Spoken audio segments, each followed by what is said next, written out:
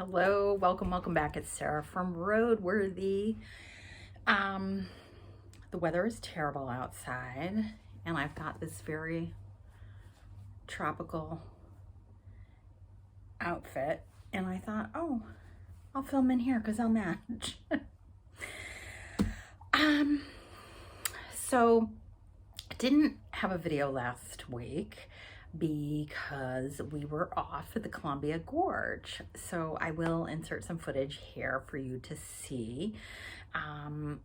The Columbia Gorge is a national scenic riverway. I can't remember now what its designation is, but anyway, the Columbia River is the border between Oregon and Washington. And on the eastern side of the gorge, it's sort of high desert. And then the further east you go, you get this marine alpine environment. And so what happens at about Hood River, Oregon, and White Salmon, Washington, it's very windy as those two air masses meet. And so it's an area well known for its windsurfing, kite surfing activity. And I'll insert some footage of the windsurfers and kite surfers because there's a million of them, and I can kind of watch them all day long. They're just fun to watch. So I will insert that. First thing is A Kind of Madness by Uche Okonkwo. This is a short story collection, and I think it's her debut. But she is a Nigerian author. She's getting her MFA or PhD here in the States. And this is, like I said, I think it's a debut. But these are stories largely set in Nigeria. Yes, I think all of them are set in Nigeria. And a lot from a young girl's point of view. This I received this ARC as part of Independent Bookshop Day. The place where I went was giving away wrapped copies of books if you made a purchase, and this is what I happened to pick up. These stories were okay. I think I gave this 2 stars. The writing, competent. The story's pretty straightforward. Like I didn't feel like there was really anything interesting or unique going on in these stories. Yeah, I honestly, I don't really have much to say. I kind of feel terrible saying that, but I mean, they weren't bad, but they weren't great either. Anyway. Ceremony by Leslie Marmon Silko. What do I want to say? Okay, so this is about Teo, who is a World War II veteran. He is Native American, and he is a prisoner of war of the Japanese. And there's reference, I think he was a part of the Bhutan Death March, I think. Anyway, he suffers from PTSD, and at the beginning of this book, you can see him having flashbacks from his PTSD. He's also reminiscing about growing up or, you know, other things happening, as well as sort of the narrative in, you know, the current day. And too, in this section, you can really see he and his other veteran buddies, and this is on the Laguna reservation in and you can see them all struggling with the effects of the war, struggling with reintegrating into the community, struggling with alcoholism, struggling with employment, and some interesting commentary on racism in here. So all of these men experienced, when they were in uniform, looking like sort of everybody else. You know, the uniform sort of equalizes people, and how many of them were mistaken as like Italians or something like that. And so they talk about, you know, like hooking up with white women and being treated with respect, and then of course how hurtful that is once the war is over and they're stripped of their uniforms, they're suddenly, you know, dirty Indians again. So that was interesting. As the book goes on, Teo undergoes a indigenous ceremony to try and help him with his PTSD, which is disabling. And this is then the book, the boundaries between his flashbacks, his memories, and the present day narrative all start to blur. And I personally got confused, and I started to become very unclear what exactly is going on here, and feeling very unclear, is he being helped by this ceremony? Like I just, yeah, and I ended up actually not even feeling like I understood what happened at the end. So I personally, as a reader, struggle with books like that. To me, I get frustrated when I can't tell sort of what's supposed to be a dream, or, you know, or reality, or whatever. When those lines get blurred, I personally don't enjoy that as a reader. So I think there's a little bit of that in there. There's also, you know, I had a lot going on. I was not, I don't think, in the right mental space to be reading this either. Like I didn't have, like, this requires concentration. And I don't think I gave it the full attention that it probably needs to be sort of understood.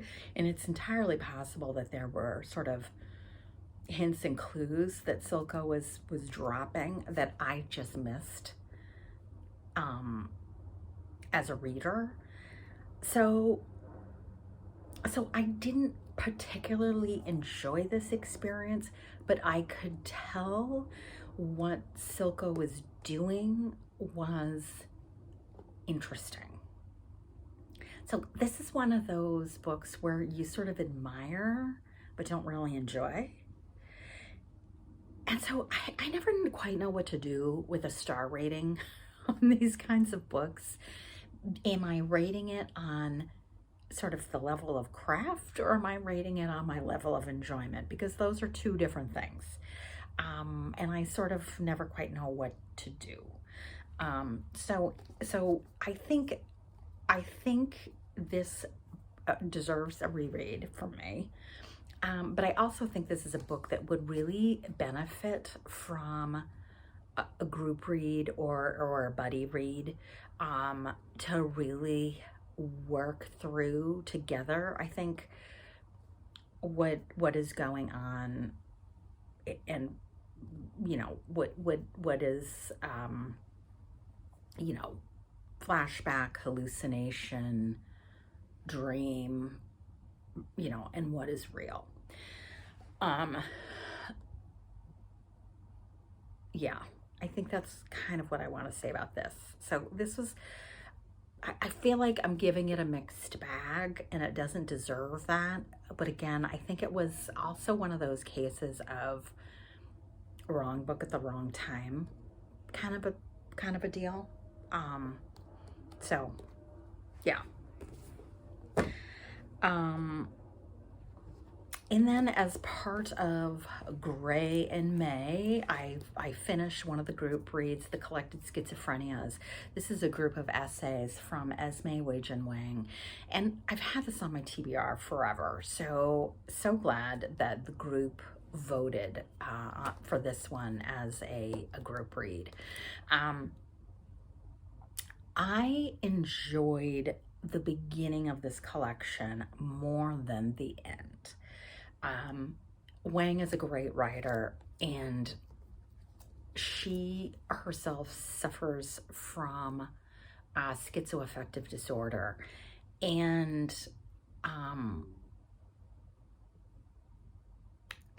at the beginning, she really talks about the process of being diagnosed, struggling with therapy, struggling with she talks a lot about stigma. She talks about essentially getting thrown out of Yale because I think she writes by her sophomore year she had been hospitalized twice, and Yale basically was like, we don't want you coming back, so you can voluntarily withdraw, because that'll look better for you than if you're thrown out. And so she talks about mental health and how that's treated by colleges and universities, which I thought was fascinating.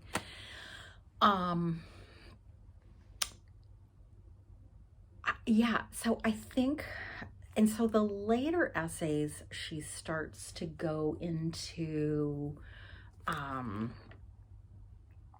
she gets interested in, I don't want to say the occult, because that doesn't sound quite right, but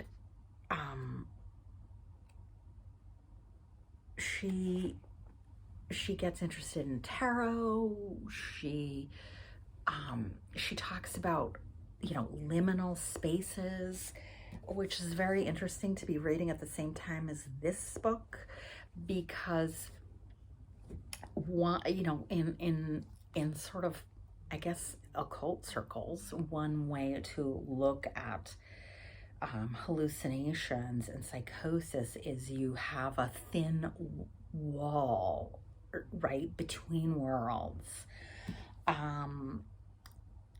which very much feels a little bit like what's going on in this book.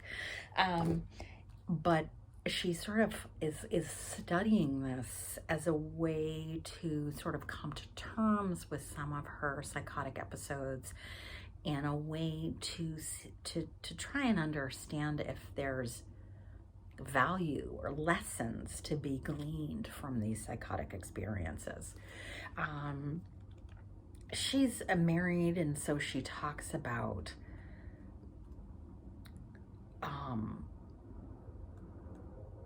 alternative therapies. She talks about sort of her family's involvement with her mental illness. She talks about chronic Lyme disease and being diagnosed with her schizophrenia as a result of chronic Lyme disease, and partly I probably struggled with those essays a little bit more because I worked in very traditional Western medicine for my career, and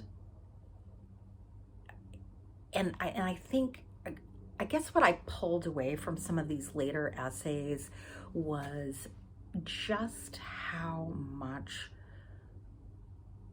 of a struggle it can be for people to learn to live with their mental illness, and how desperate people become to look for answers, to look for hope, to look for things that might explain what's happening to them and provide them with some alternative therapy that may work better for them when current medications and therapeutic approaches aren't really cutting it. So, you know, it's very interesting to read her experiences, and I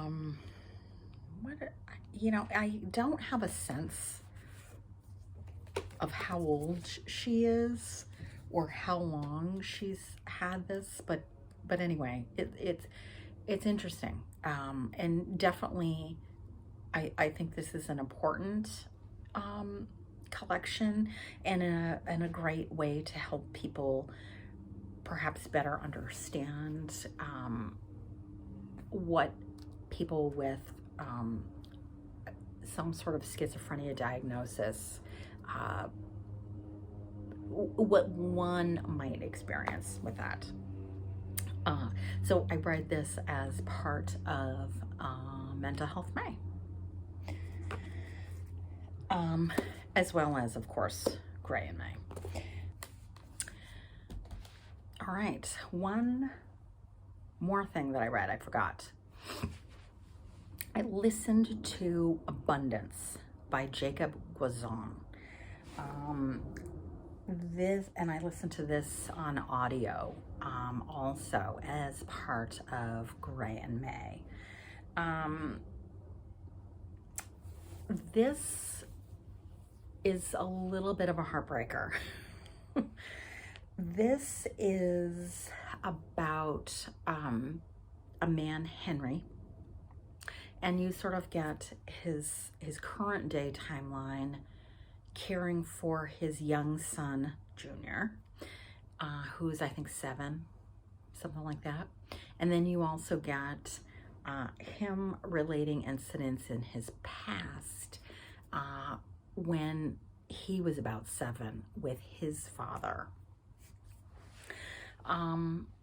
And what you find out is Henry has struggles with drugs, struggles with alcohol. He ends up doing something really stupid and ends up in prison for 5 years when his, I think she's his girlfriend, is pregnant, you know. And so when he gets out of prison, you know, his son is 5 years old. And you sort of see as the book unfolds sort of the breakdown of the family. And it's very clear in the very beginning of the book, Henry and Junior are living out of Henry's pickup truck.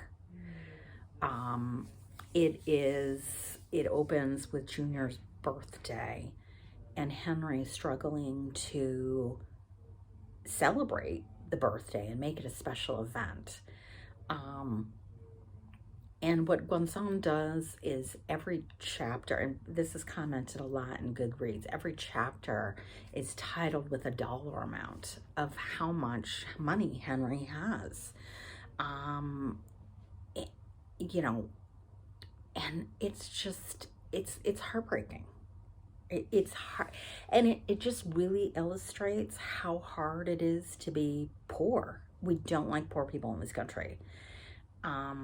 Because he was in prison He's not eligible for food stamps, housing subsidies, right? Like he's not eligible for any kind of aid. And so you just slowly see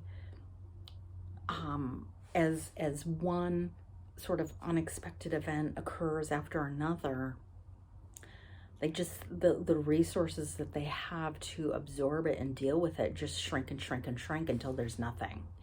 And it's just that horrible grind, but yet he's perpetually positive. Like, this is going to turn around, and, you know, I just need to hang on another day, you know, and, you know, things will come together, and you can just see it's not happening, honey. You know, like it's just, anyway, it's a little tough to read, honestly, because you can just see he was sort of born working poor, and how it just slides and slides and slides and slides, and you do sort of fear for what's going to happen to Junior. You know, he hints at being very nervous of trying to keep Junior in the same school, trying to keep him fed, trying to bathe him, so that social services doesn't come around. So anyway, it just shows how much it sucks to be poor, and in a lot of ways how the cards are stacked against you, and how it's really nearly impossible to break out of that situation. So I thought this book was fantastic. I really, really, again, enjoy is probably the wrong word here. But it's like, oh God. And then when you see him make like one stupid choice after another, it's just like, no, God, no, you know, don't do it, you know, and you know it's going to come back to bite him, and it does. And, you know, but you can also appreciate his frustration and anger, and yeah. The other thing that I think Guanzon does really well is in some of the early sections when he's reminiscing about relating events from his childhood. You know, he talks about how he didn't get along with his father, that he was frustrated with his father's attitudes, and but then now that he's an adult and a parent, he's starting to realize that his father was going through a lot of the same struggles. How to keep a roof over everybody's head, how to keep gas in the car, food on the table, you know, and then how do you instill values of working hard, you know, in your kid, when kind of in your heart of hearts, you know that working hard isn't going to make a difference, you know. So anyway, I thought this was great, and glad I picked this one up for Gray and May, and I will definitely keep my eye out for other books that Guanzon writes, because I thought this was fantastic. So now let me get to what am I currently reading. I am currently reading, or I'm listening to The Twilight Zone by Nona Fernandez, and I'm quickly looking on Goodreads,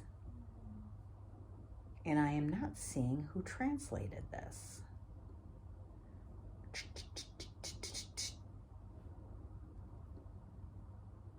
No, I am not seeing who translated this. Oh my God, I'm gonna have to figure this out. But I just started this, so I'm pretty early into it, but this is about disappearances during the Pinochet regime.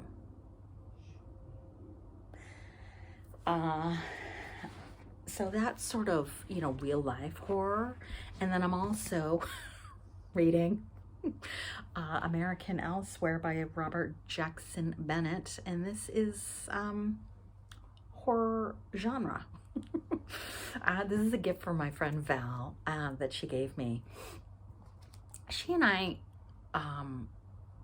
we do not really share a lot of book taste, but there's a couple of notable exceptions. And one is a book that we both really, really loved, The Library at Mount Char. I don't remember who wrote that book, but it's like kind of fantasy, horror. It's bonkers. It's bonkers. And that's a book that we both loved. And so we're always like trying to like find a book that we feel like this might be like our next Mount Char, you know? So here is what she sent me. This looks like it's a bazillion pages. It's only 650 pages. And I'm like, I don't know, 150 in. I'm enjoying it, but I can already tell, dude, you could have cut this baby in half. So more on that when I finish it. But that's what I got going on this week. I'll leave you with some more footage from our Columbia River Gorge trip.